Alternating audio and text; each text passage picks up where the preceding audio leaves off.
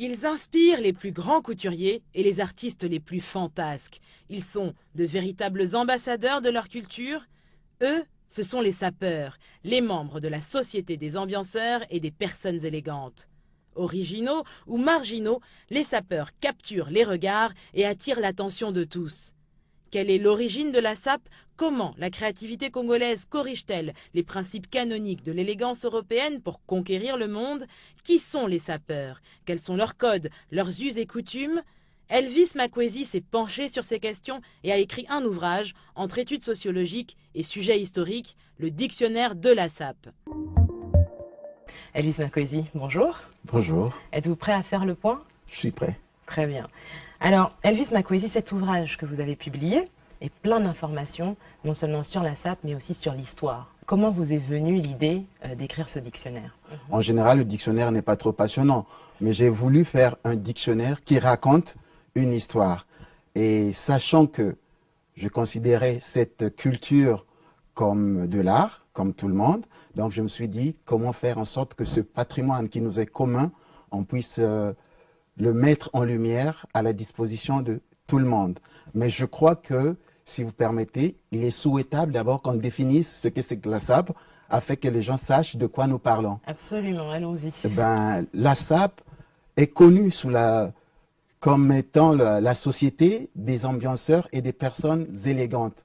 En fait, c'est une société initiatique qui a ses us, ses coutumes, mais qui est aussi un art, comme les sapeurs disent, et qui a commencé au Congo-Brazzaville, mais qui est devenu universel.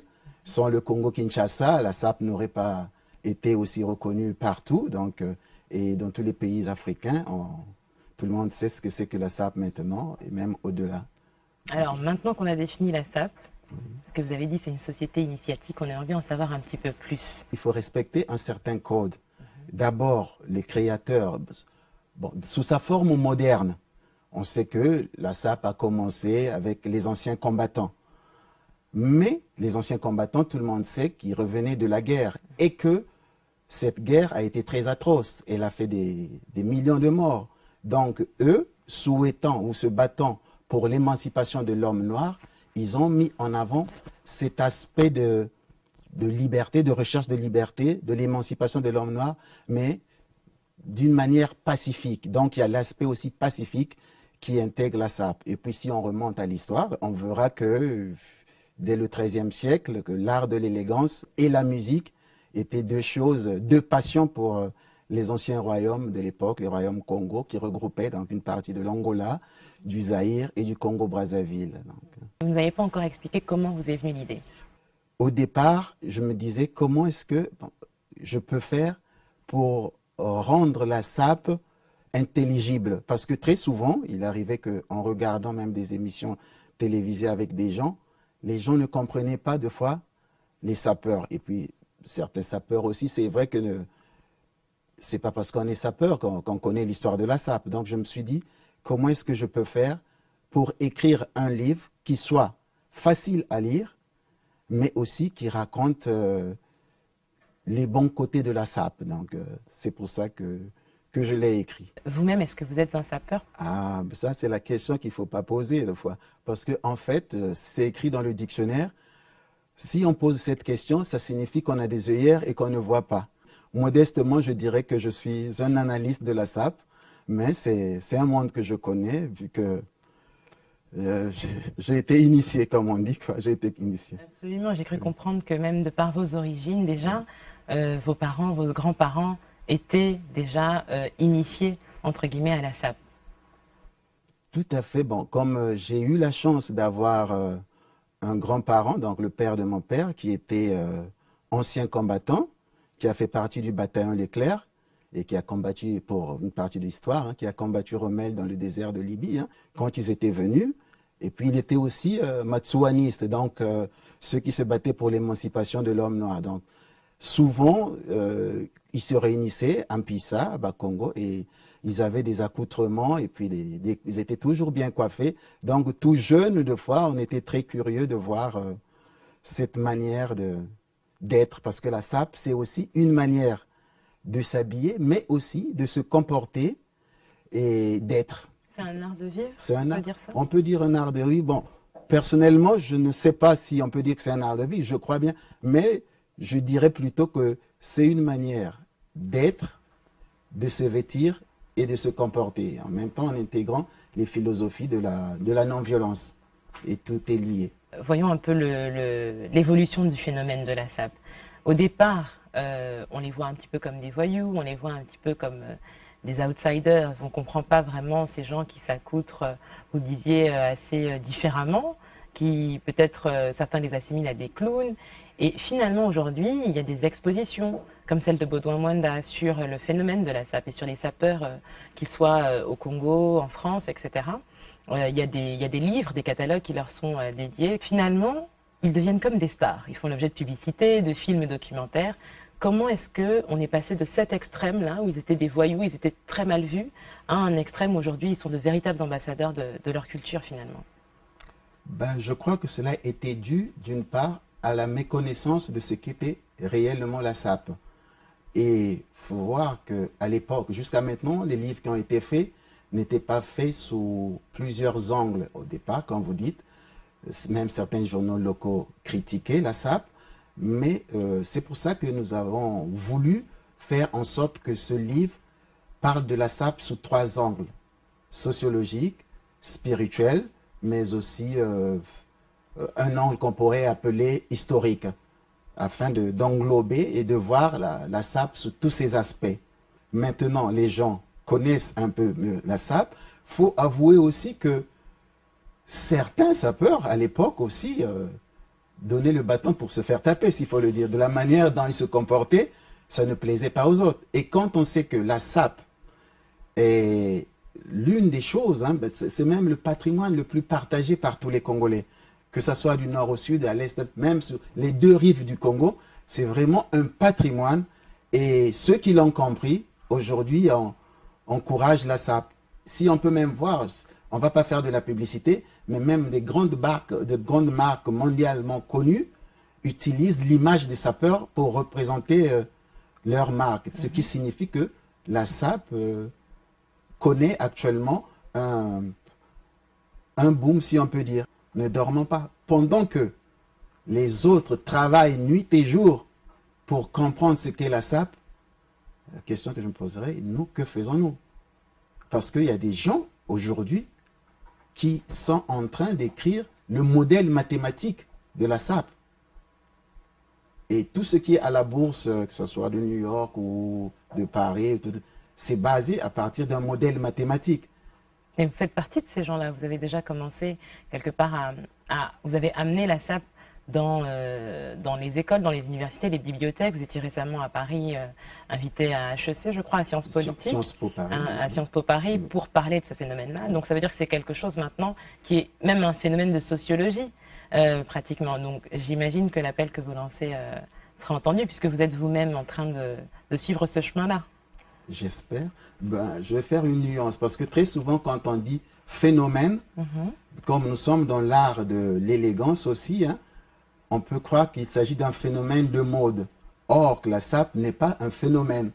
C'est tout un art. Donc, si nous-mêmes, nous commençons à l'appeler par un phénomène, nous le réduisons déjà. C'est pour ça qu'il faut maintenir que la SAP est un patrimoine culturel qui date depuis des longues années, des siècles.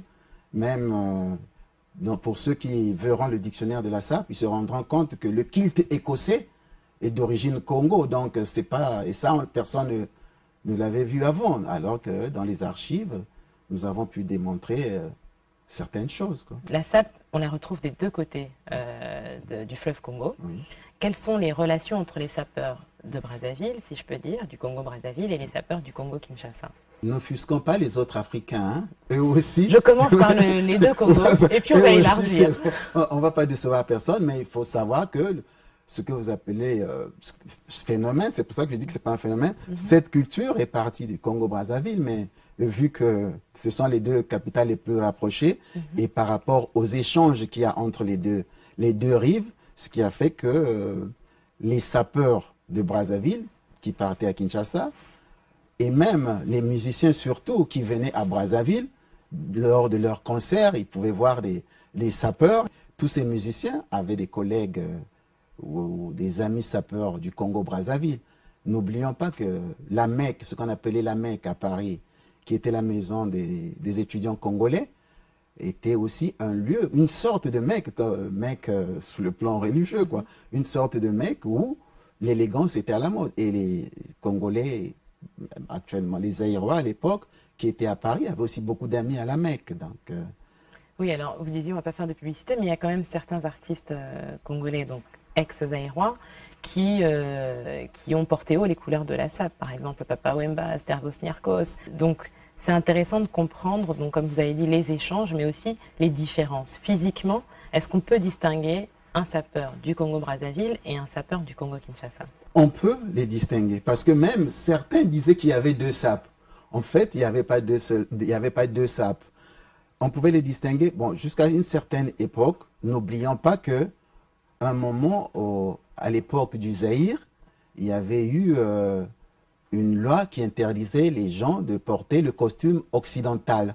Donc, les gens portaient plutôt des abakos, même si c'était très bien fait, mais on pouvait dire que en cette période-là, la SAP était en sommeil. L'art, disons plutôt, l'art de l'élégance était plutôt en sommeil au Congo-Kinshasa et qu'au Congo-Brazzaville, la SAP, comme on dit, comme disent les sapeurs eux-mêmes en l'art, Bunabwetata, donc n'a jamais été en sommeil, et ce qui a permis aussi qu'ils prennent un peu de l'avance. Comment est-ce que les Congolais peuvent se réapproprier cet art qui est parti de chez eux? Comment on peut se faire de l'argent, entre guillemets, à travers ce secteur-là de l'élégance? Mais tout d'abord, en s'impliquant. Nous autres, nous sommes prêts.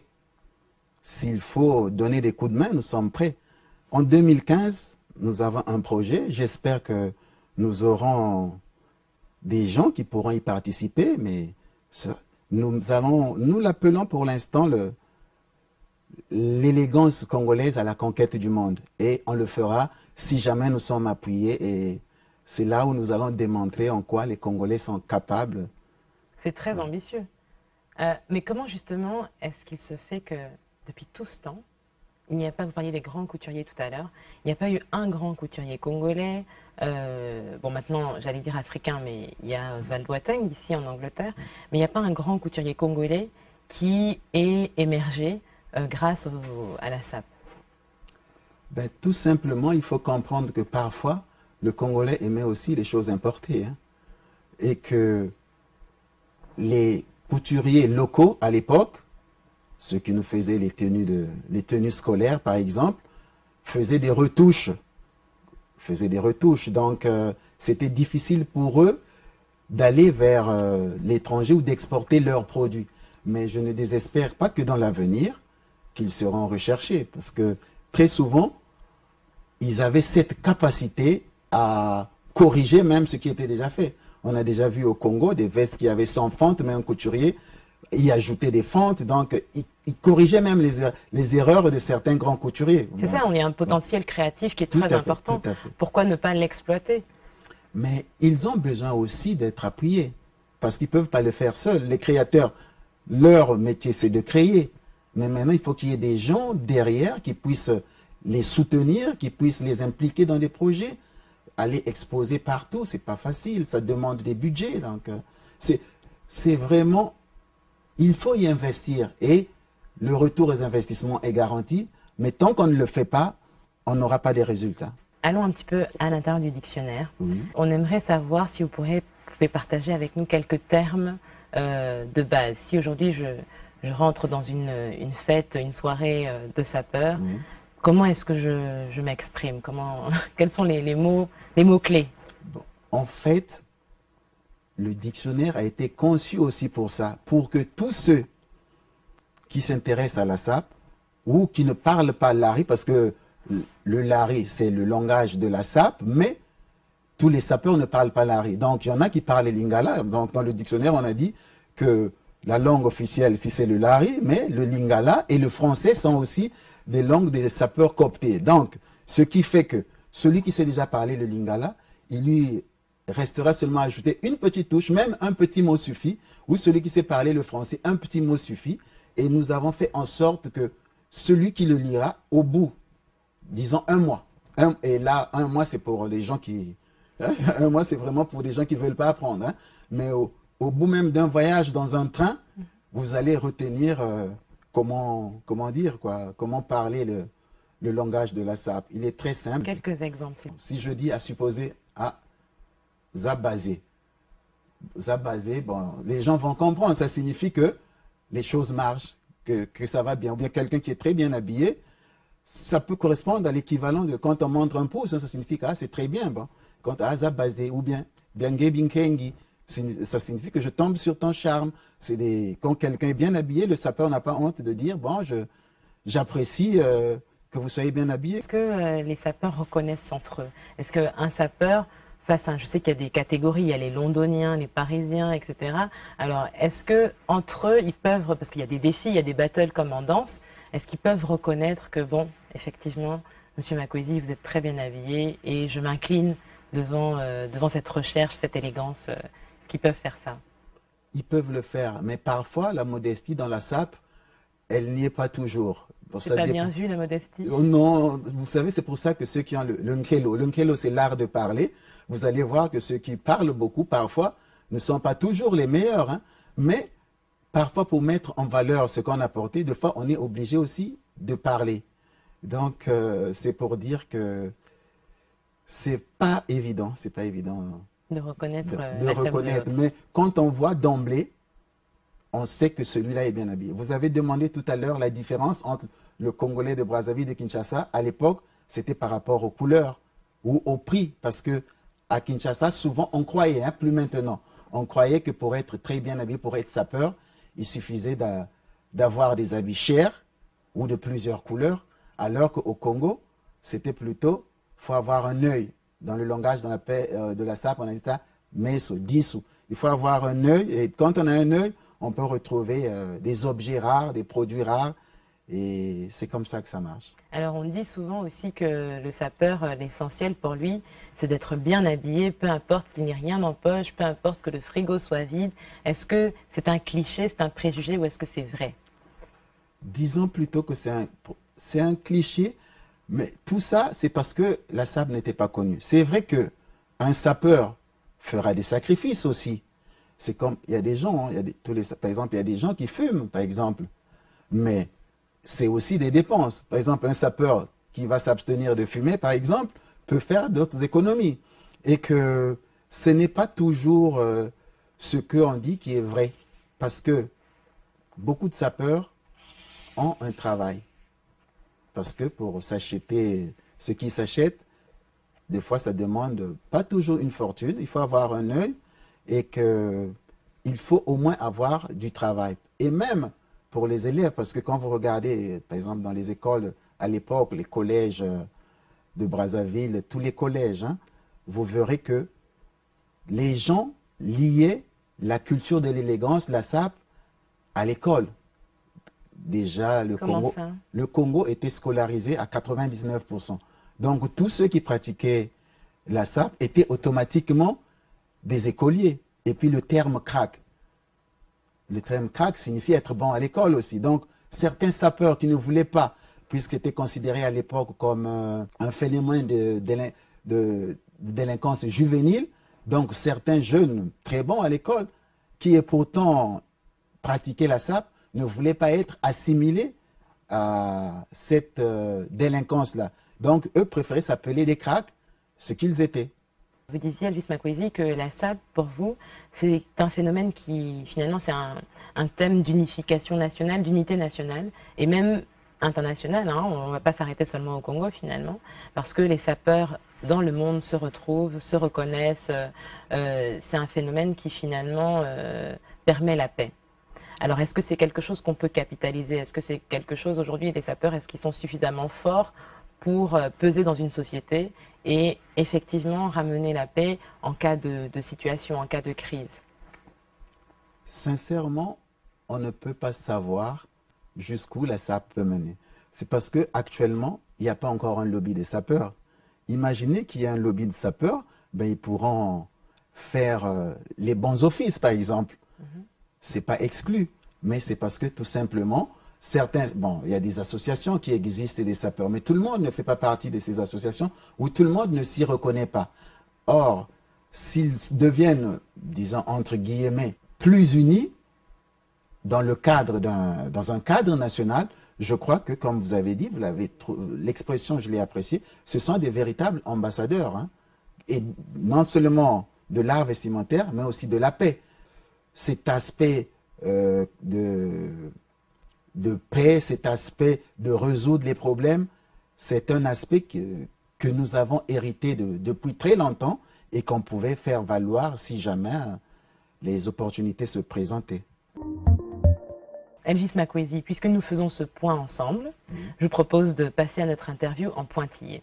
Elvis Makwezi, au moment où nous faisons ce point, quel est votre point d'interrogation? Le point d'interrogation concernera par rapport sur le plan international. N'oublions pas, il y a quelques années, les Indiens avaient un patrimoine culturel et médical. C'était des arbres. Chez eux, c'est sacré. Ces arbres, il y avait 3 différents arbres, guérissaient des maladies. 300 maladies, ce que les experts ont compté. Et dans les années 1990, certaines sociétés internationales, que ce soit américaines, européennes ou japonaises, ont posé des brevets sur ces plantes-là. Et l'Inde s'est battue, bec et ongles, et au bout de 10 années, ces brevets ont été levés. Donc nous sommes dans un monde marchand où les choses ne sont pas données. Ça, c'est un patrimoine culturel indien. J'ai expliqué ce qui en était arrivé. Mais pour le patrimoine congolais, demain, si quelqu'un peut oser un brevet sous le nom la SAP, le Congolais ne pourra même pas l'utiliser. Et le Congolais n'a pas les armes pour se défendre. Donc c'est pour ça que cette interrogation viendrait à dire, est-ce que vraiment nous sommes prêts à défendre notre culture, nos patrimoines, notre richesse? C'est mon interrogation. Et cela ne s'adresse pas seulement au Congo-Brazzaville, hein. Cela va aussi au Congolais de Kinshasa, mais aussi à toute l'Afrique. Quel est votre point d'exclamation? Ben, je dirais que c'est parfois quand on veut tout politiser, à savoir, même dans un commentaire, n'importe lequel, on veut mettre la politique en se disant celui-là est l'ami de qui, ou celui-là appartient à quel parti politique, ou bien, parce que très souvent, nous avons entre-temps vu qu'il y a eu quelques déchirements entre les deux Congos, mais certains ont mis de l'huile sur le feu. Ça, c'est le genre de choses que je souhaite que, personnellement, hein, je n'ai pas réagi, de fois j'anime les blogs, mais c'est des événements que j'aime voir avec du recul, parce qu'en mettant du feu, on ne sait pas jusqu'où, on ne peut pas jouer aux pompiers après. Donc c'est le genre de choses qui ne sont pas de la vie courante, quoi, qui m'émeuvent un tout petit peu, et où je souhaite que parfois, ne politisons pas tout. Quels sont vos points de suspension? Savoir, par exemple, quelle sera la suite, par exemple, à donner au dictionnaire de la SAP. Parce que, une fois que le livre est sorti, prochainement, on essaiera, ou j'essaierai d'intégrer, parce que c'est lu par des milliers de personnes, même à travers le net, et je reçois pas mal de commentaires très productifs, et j'apprécie, je remercie tous les lecteurs d'abord, et que par rapport à ça, je vais encore évoluer avec le dictionnaire de la SAP pour que les prochaines éditions soient encore plus fournies et pour que toute l'Afrique s'y reconnaisse. Si je dis Afrique, quel est le point fort? Ben, le point fort de l'Afrique, c'est ses richesses, mais la première richesse, ce sont ses hommes et ses femmes. Si je dis Afrique, quel est le point faible? Le contraire du point faible, c'est-à-dire du point fort. C'est-à-dire que quand les points forts ne sont pas mis en valeur, à savoir les hommes qui ne sont pas à la place, les hommes et les femmes, je mets hommes avec grand H, quand ils ne sont pas mis à la place qui leur convient, et après, on s'étonne que les choses n'aillent pas bien. Et enfin, Elvis Makwezi, quel est votre point final? Benoban Soni, tangue no beaucoup, bon, botanga beaucoup yo, nakosala commentaire mingite, Merci Nabatonyonso, merci à tout le public. Merci à Beno, parce qu'il ne faut pas Muzimba na Nzingmosi, hein, donc à tous et surtout à tous les Congolais de Brazza ou de Kinshasa, merci à vous et merci à tous ceux qui contribuent à ce que ce patrimoine puisse aller de l'avant. Merci d'être venu dans nos studios ici à Londres.